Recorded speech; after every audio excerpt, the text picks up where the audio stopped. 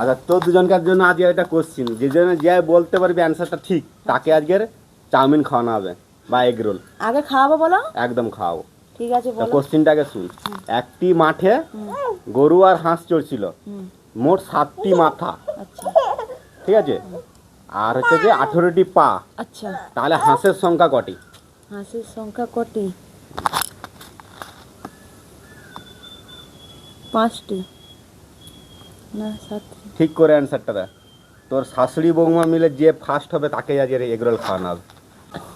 18টা পা, হ্যাঁ 7টি মাথা। 7টা মাথা, হ্যাঁ তাইলে হচ্ছে হাঁসের সংখ্যা কটা? তখন হাঁস কটা ছিল? হাঁস তাইলে হচ্ছে যে 8টা ছিল। ঠিক তো? হ্যাঁ একদম ঠিক। হ্যাঁ।